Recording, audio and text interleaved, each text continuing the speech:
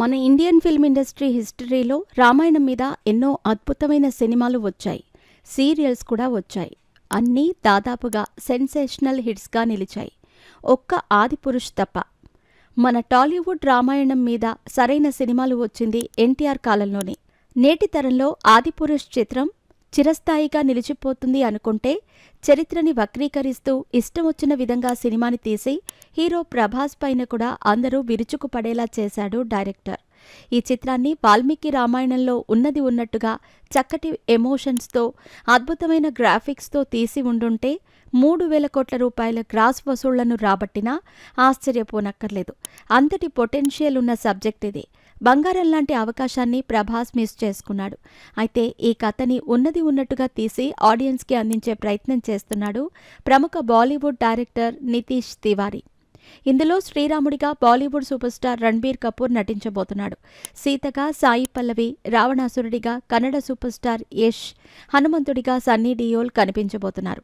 ఇక ఇన్ని రోజులు హీరోయిన్ పాత్రల ద్వారా యూత్ ఆడియన్స్లో అద్భుతమైన క్రేజ్ని సంపాదించుకున్న రకుల్ ప్రీత్ సింగ్ ఈ చిత్రంలో శూర్పణఖగా నటించబోతోంది. ఇదే ఆమెకు మొట్టమొదటి విలన్ పాత్ర అనుకోవచ్చు. ఈ చిత్రాన్ని మొత్తం మీద 2 భాగాలుగా తెరకెక్కించనున్నారు. మొదటి భాగాన్ని వచ్చే ఏడాది దివాళీ కానుకగా విడుదల చేయబోతూ ఉండగా రెండవ భాగాన్ని 2027 దివాళీ కానుకగా విడుదల చేయబోతున్నారు.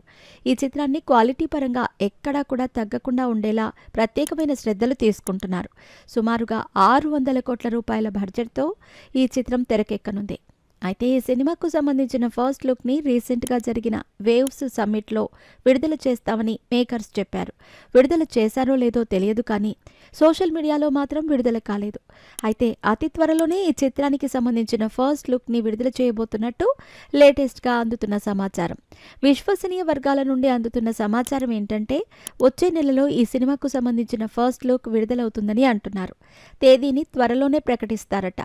ఇప్పటికే రణ్బీర్ కపూర్, సాయి పల్లవి సీతారాముల గెటప్స్లో ఉన్న షూటింగ్ ఫోటోలు కొన్ని సోషల్ మీడియాలో లీక్ అయ్యాయి. కానీ ఆ ఫోటోల్లో ఎలాంటి క్లారిటీ లేదు. కానీ ఇద్దరూ గెటప్స్లో పర్ఫెక్ట్గా సూట్ అయ్యారని మాత్రం చెప్పొచ్చు.